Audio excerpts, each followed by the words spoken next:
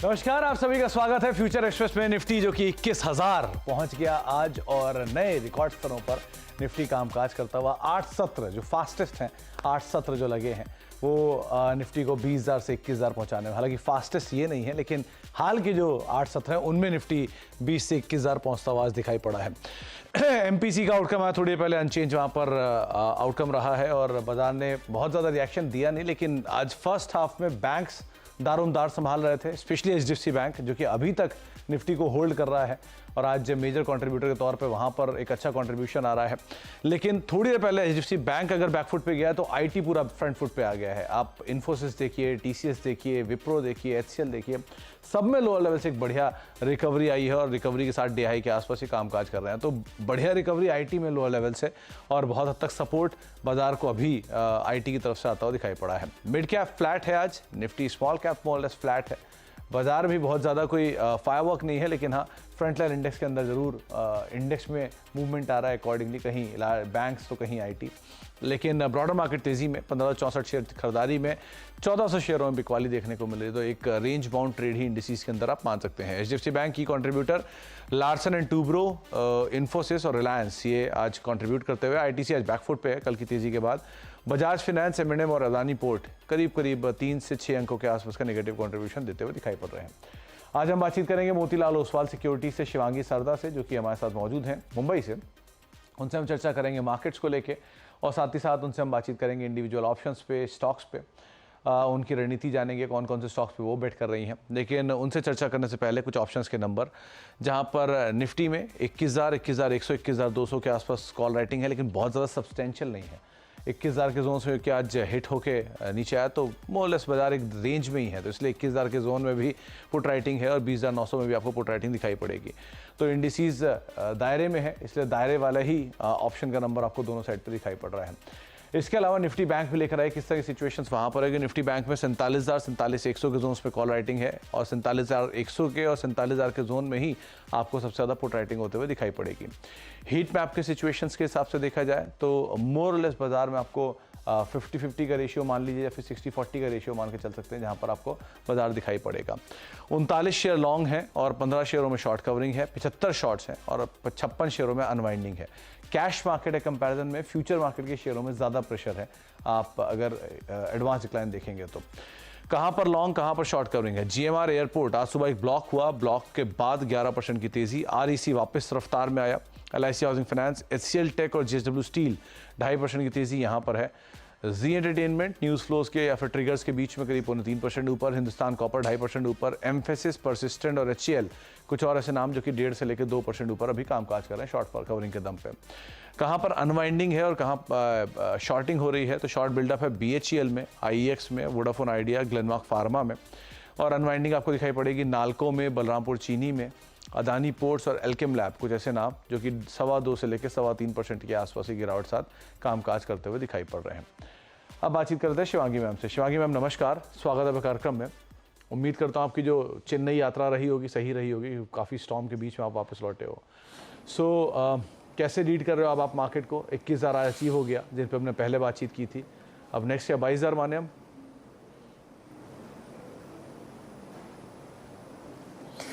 जी नमस्कार सुमित जी, बहुत धन्यवाद। तो हमने देखा है कि निफ्टी जो है पूरे बुल्स के एक्शन में है और हम देख रहे हैं कि कोई भी छोटे डिक्लाइंस में खरीदारी के मौके ढूंढे जा रहे हैं। सेक्टर स्पेसिफिक एक्शन हो रहा है और पूरे ये जो 1200-1500 के रैली जो हमने देखा है पिछले 10 दिनों में काफ़ी शानदार रूप से देखने को मिला है। तो कुल मिला के तेज़ी जो है वो बरकरार रहने की संभावना है और हम कोई भी छोटे डिक्लाइंस में खरीदारी के मौके ढूंढने की सलाह देंगे। नेक्स्ट ऑन द कार्ड्स 21,200 है, सपोर्ट के तौर पे 20,850 के एक सपोर्ट जो है उसको हम इंट्राडे ध्यान रख सकते हैं। और ओवरऑल अगर हम सेक्टर स्पेसिफिक बात करें तो काफ़ी सेक्टर्स एक्शन में है, पर बैंक निफ्टी थोड़ा बहुत अंडर परफॉर्म कर रहा है, पर यहाँ भी पूरे फॉर्म में ज़रूर है। और अपसाइड अगर हम देखें यहाँ पे 47,500 तक के टारगेट्स बनते हुए दिख रहे हैं यहाँ पे, और 46,750 के एक सपोर्ट को ध्यान रखें। तो कुल मिला के दोनों इंडाइसेस में बाय ऑन डिक्लाइन स्ट्रैटेजी ही अप्लाई किया जाए। निफ्टी में कन्विक्शन ज़्यादा है, हम देख रहे हैं कि पुट कॉल रेशियो जो है वो काफ़ी इंप्रूव हो रहा है, तो ये एक इंडिकेशन है कि पुट राइटर्स जो है वो अपना पोजीशन काफ़ी स्ट्रांगली बनाते जा रहे हैं। और जिस तरह से हम देख रहे हैं कि कॉल राइटर्स जो है वो नहीं है मार्केट में, तो ये एक इंडिकेशन है कि अपसाइड जो है वो काफ़ी अच्छी तरह से नज़र आते हुए दिख रहा है। अभी भी आप किसी भी गिरावट में खरीदारी करके चलें, ये आपको राय दे रहे हैं शिवांगी मैम। और ज़्यादा कन्विक्शन उनका है निफ्टी में, निफ्टी बैंक के कंपैरिजन में। ऑब्वियसली कि आईटी आ गया यहाँ पर पार्टिसिपेट करने के लिए, कल आईटीसी कर रहा था पार्टिसिपेट, तो अगर बैंक निफ्टी पीछे जाता भी है तो बाकी दो सेक्टर या रिलायंस आ जाता है, सो ऐसे अलग अलग सब सेक्टर्स पार्टिसिपेट करते हैं, तो इसीलिए निफ्टी ज़्यादा कन्विक्शन दे रहा है। लेकिन निफ्टी बैंक के लिए 47,500 के टारगेट, 46,750 का एक स्टॉप लॉस यहाँ पर मेंटेन करेंगे। और निफ्टी के केस में भी आप लॉन्ग साइड पे ही पोजीशन रखेंगे, 21,200 ये नए टारगेट सब शिवांगी मैम को दिख रहे हैं। 20,850 का स्टॉप लॉस यहाँ पर आप मेंटेन कर सकते हैं। शिवांगी मैम, अब इंडिविजुअल स्टॉक्स कहाँ पर आप तेजी देख रहे हो, कहाँ पर मंदी, कोई है क्या मंदी भी? नहीं जी, बिल्कुल मार्केट के ट्रेंड के साथ रहने की पूरी सलाह रहेगी। और यहाँ पे हम तेज़ी के ही स्टॉक्स ढूंढने की कोशिश कर रहे हैं। तो यहाँ पे पहला काउंटर जो है वो जो पसंदीदा काउंटर है मेरा वो है L&T। स्टॉक जो है काफ़ी रेजिलेंटली खड़ा है, पूरे तेज़ी में भी हमने देखा है कि यहाँ पे काफ़ी स्ट्रांगली प्लेस्ड है और कंट्रीब्यूट किया है। स्टॉक जो है पिछले 6 महीनों से अपने 50 एक्सपोनेंशियल मूविंग एवरेज को सपोर्ट बनाते हुए काम कर रहा है। और यहाँ पे ये स्टॉक ऐसा एक स्टॉक है कि कोई भी छोटे डिक्लाइंस में हमें एक्यूमुलेट करने चाहिए। फिलहाल जो है ट्रेडिंग पर्सपेक्टिव से भी काफ़ी पॉजिटिव लग रहा है। 3550 तक के टारगेट्स बनते हुए दिख रहे हैं, 3360 के एक स्टॉप लॉस के साथ। दूसरा पिक जो है वो है रियल एस्टेट स्पेस में से। पूरा ही स्पेस बहुत बजिंग है और यहाँ पे मुझे पसंद आ रहा है DLF। और हमने देखा है कि मंथ ऑन मंथ बेसिस पे ब्रेकआउट के बाद फॉलो अप बाइंग देखने को मिल रही है स्टॉक में, और कंटिन्यूसली जो है पिछले 6 महीनों से एक काफ़ी बाइंग ट्रेजेक्टरी इसमें बरकरार रही है। फिलहाल जो मोमेंटम बनते हुए दिख रहा है वो स्टॉक को नेक्स्ट जो 680 तक के लिए लेके जाने की पूरी कोशिश करेगा। तो 680 के टारगेट्स के लिए खरीदारी करें 640 के एक स्टॉप लॉस के साथ। तीसरा पिक जो रहेगा मेरा डिफेंस स्पेस में से वो है HAL। ये भी स्पेस हम देख रहे हैं कि पिछले 4 हफ्तों से इसमें काफ़ी वॉल्यूम्स इंक्रीज हो रहे हैं अच्छी तरह से, और RSI भी जो है वो पॉजिटिव डाइवर्जेंस दिखाते हुए दिख रहा है स्टॉक में। तो यहाँ पे एक राय रहेगी खरीदारी की। एक जो टारगेट्स बनते हुए दिख रहे हैं वो है 2850 के और 2680 के एक स्टॉप लॉस के साथ। 3 नाम और तीनों के तीनों डाइवर्सिफाइड, जहां पे हिंदुस्तान एरोनॉटिक्स लिमिटेड लगातार तेजी में है, ऑलमोस्ट 2 लाख करोड़ रुपए के आसपास की मार्केट कैप पहुंचता हुआ दिखाई पड़ रहा है। तो 2735 के जोन में भी कामकाज कर रहा है, इस पे आप लॉन्ग जा सकते हैं। दूसरा नाम है रियल एस्टेट मेजर DLF का, जहां पर आपको लॉन्ग साइड में जाने की राय है। और तीसरा नाम है लार्सन एंड टूब्रो, 3500 रुपए के टारगेट्स के लिए। DLF 680 के टारगेट्स के लिए आप लॉन्ग जाएंगे, 640 का एक स्टॉप लॉस मेंटेन करेंगे। और हिंदुस्तान एरोनॉटिक्स लिमिटेड 2850 के टारगेट्स के लिए लॉन्ग जाएंगे, 2680 का एक स्टॉप लॉस मेंटेन रखेंगे। आगे हम शिवांगी जी से बातचीत करेंगे, कुछ और मेहमान भी हमारे साथ मौजूद हैं, उनसे भी हम बातचीत करेंगे। लेकिन पहले उत्तराखंड में आज इन्वेस्टर समिट की शुरुआत हो रही है। वहां पर बाबा रामदेव बोल रहे हैं, हमारे यहाँ के यशस्वी मुख्यमंत्री जी ने दिया है। मैं आश्वस्त हूँ यहाँ समृद्धि के संस्कारों के, अपने सनातन ज्ञान विज्ञान प्रज्ञान और अनुसंधान के सांस्कृतिक विरासत को लेकर के समृद्धि के जो नए शिखर घड़े जाएंगे उसमें उत्तराखंड एक बहुत बड़ी भूमिका निभाएगा। एक बार पुनः आप सब, मैंने देखा यहाँ पर कुछ 5-5, 10-10 करोड़ की भी इन्वेस्टमेंट करना चाहते हैं, कुछ 5, 10, 20, 25 हजार करोड़ की इन्वेस्टमेंट करना चाहते हैं। 30 साल हमें उत्तराखंड में हो गए यहाँ। मैं अपने अनुभव से इस बात को कहता हूं कि 30 सालों में एक तो यहाँ का जो वातावरण है, जैसे यहाँ के स्किल्ड लेबर है, बहुत हार्ड वर्किंग लोग हैं यहाँ के। पूज्य आचार्य बालकृष्ण जी और हमने जब यहाँ से यात्रा शुरू की थी अपनी योग की, अध्यात्म की, स्वदेशी की, जो सपना है हमारे देश के प्रधानमंत्री का, वोकल के लिए हम लोकल बने और लोकल को ग्लोबल बनाएं। ये उत्तराखंड मात्र एक इन्वेस्टमेंट की भूमि नहीं है, ये पुण्य भूमि भी है। एक फकीर जो 30 साल पहले यहाँ पर आया था, 1 रुपए नहीं था, आज हजारों करोड़ का साम्राज्य खड़ा हुआ है। तो उत्तराखंड का आशीर्वाद भी फलता फूलता है। ये इतनी बात कह करके मैं सभी से आह्वान करता हूं, आओ हम सब मिलकर के एक नए उत्तराखंड का, एक नए भारत का का निर्माण करें और जो विकसित भारत के स्वप्न दृष्टा हमारे श्रद्धेय प्रधानमंत्री जी हैं उनको इतनी ताकत दें कि आने वाले 10-15 सालों में भारत विश्व की सबसे बड़ी आर्थिक, आध्यात्मिक, राजनीतिक महाशक्ति बने। इतनी बात कहता हूं, अपनी बात को विराम देता हूं। जय भारत, जय उत्तराखंड।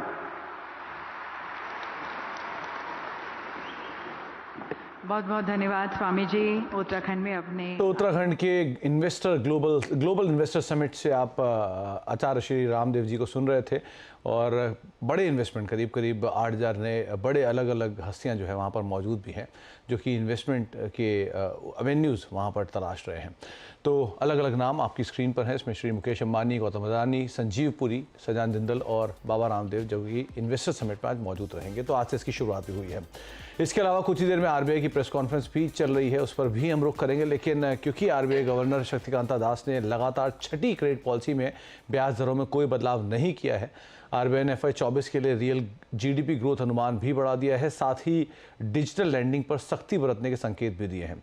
आरबीआई क्रेडिट पॉलिसी और ज़्यादा चर्चा के लिए हमारे साथ फेडरल बैंक के ईडी हर्ष डुंगर सर हमारे साथ मौजूद भी हैं।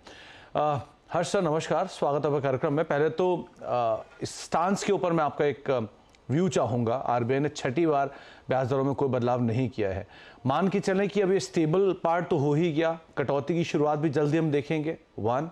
दूसरा, अब स्टांस पहले से काफ़ी सॉफ्ट है क्योंकि इन्फ्लेशन नीचे आ चुका है, सिनेरियो मतलब ग्लोबल टर्मोइल भी ईज आउट हो गए हैं, क्रूड भी स्टेबल है।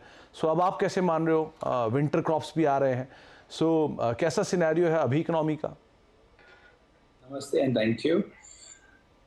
देखा जाए अगर आप आरबीआई की तरफ से देखें तो 3 मेन फैक्टर्स जो देखते हैं। एक तो होता है आपका inflation, second growth rate and third is external stability, exchange rate. ये तीनों फ्रंट में अगर आप देखते हैं तो हम क्वाइट कंफर्टेबल हैं। इन्फ्लेशन चाहे वो WPI हो, CPI हो, फूड इन्फ्लेशन हो, सब में अभी धीरे धीरे कम होता जा रहा है, कंट्रोल में आता जा रहा है। हाँ, the target still at 4% levels, but वो अभी रेंज में है 4 to 6% के। अगर आप ग्रोथ देखते हैं तो जो Q2 का जो ग्रोथ अनाउंस हुआ 7.6% का, दैट वाज एक्चुअली काफी लोगों को सरप्राइज लिया था, बिकॉज लोग उतना एक्सपेक्ट नहीं कर रहे थे। इसलिए जीडीपी ग्रोथ जो हम इस साल का देख रहे हैं वो भी अपवर्ड 6.5 से बढ़ा के अभी 7% किया गया है।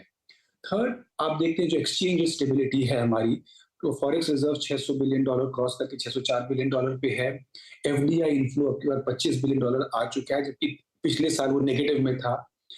FDI जो है वो भी उसमें $10 बिलियन आया है। ECBs जो आ रहे हैं वो भी है। तो उस हिसाब से देखा जाए अगर आप एक्सचेंज रेट, इन्फ्लेशन और ग्रोथ, टचवुड तीनों के हिसाब से हम क्वाइट कंफर्टेबल हैं। और ग्लोबली अगर आप देखते हैं तो इन्फ्लेशन थोड़ा टेम कंट्रोल होता हुआ नजर आ रहा है, एंड जो हॉकिश स्टांस था पूरे ग्लोबल रेगुलेटर सेंट्रल बैंक्स का, वो धीरे धीरे टोन डाउन हो रहा है। तो एक्सपेक्टेशंस डेफिनेटली यही है कि हम अब प्रॉब्ली Q1 और कैलेंडर ईयर नेक्स्ट आपके फरवरी में कुछ हम उसमें दिखता हुआ नजर आता है कि हाँ, जो रेट्स जो कट करने की जो बात चल रही है वो हम अर्ली कैलेंडर 24 में देखना शुरू करेंगे।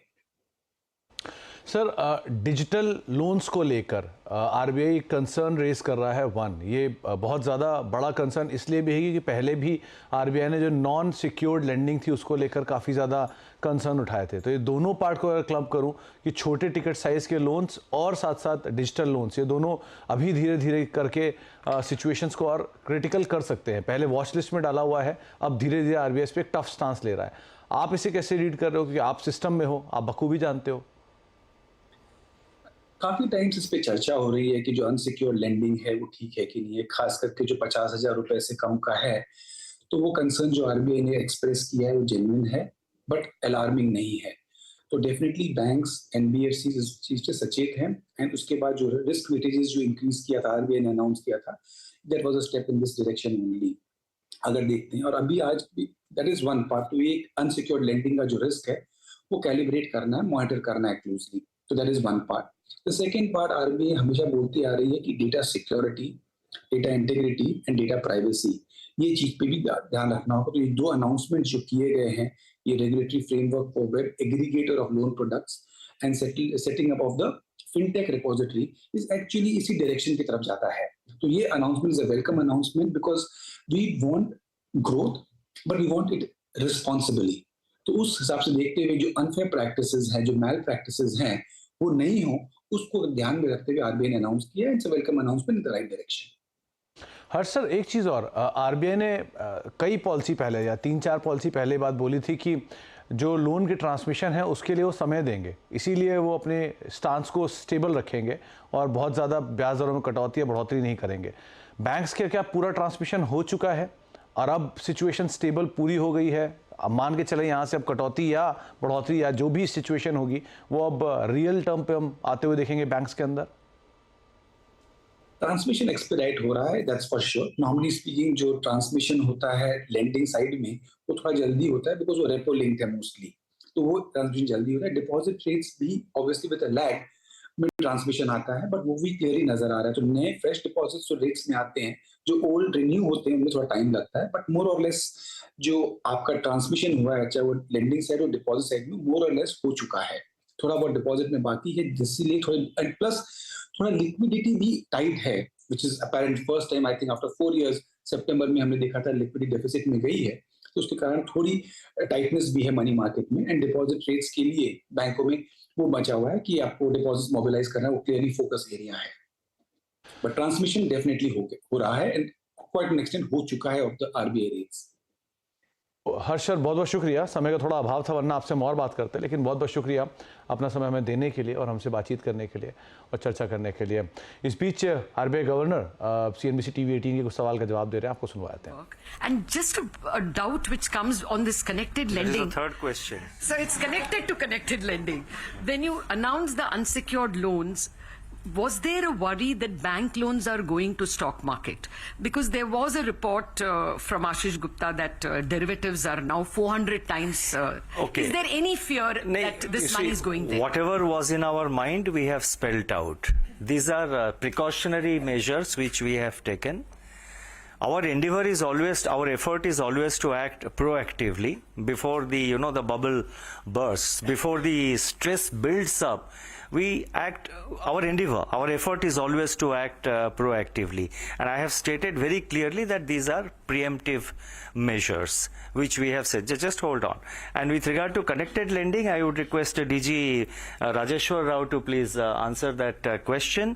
And with regard to the other thing which you said about Mindful of over tightening. that over tightening, we always take a balanced call. I would request DG Michael Patra to reply that. I will supplement thereafter if need be. So first DG Rajeshwar Rao and then DG Michael Patra.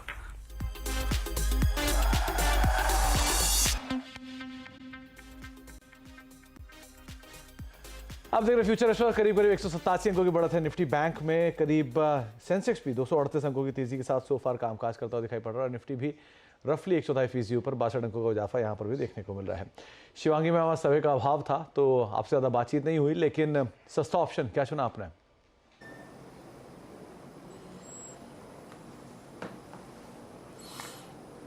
जी बिल्कुल, सस्ता option के लिए मैंने चुना है Coforge. हम देख रहे हैं कि पूरे ही सेक्टर का एक टेलविंड मिलते हुए दिख रहा है स्टॉक को, और जो इसका एक 5800 का एक कॉल ऑप्शन है, काफ़ी अच्छी तरह से प्लेस्ड है। इसने अपने पिछले हॉर्डल्स को भी काफ़ी अच्छी तरह से क्रॉस किया है, तो यहाँ पे खरीदारी की सलाह रहेगी। वॉल्यूम्स काफ़ी अच्छी तरह से इंक्रीज हो रहे हैं, जो कि एक अच्छा अपसाइड बनाते हुए दिखेगा। तो 5800 के कॉल में एक खरीदारी करें।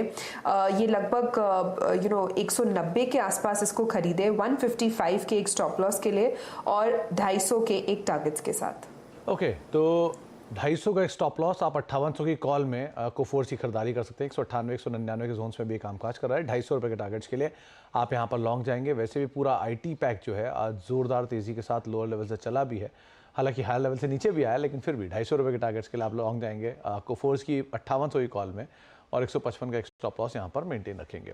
बहुत बहुत शुक्रिया शिवांगी मैम हमारे साथ मौजूद रहने के लिए, बाजार पर बातचीत करने के लिए, सभी शेयरों पर अपनी राय रणनीति बताने के लिए। एक ब्रेक का वक्त है, ब्रेक के बाद लौटते हैं। आशीष वर्मा आपके साथ मौजूद रहेंगे, सास बहू सेंसेक्स लेके। नमस्कार।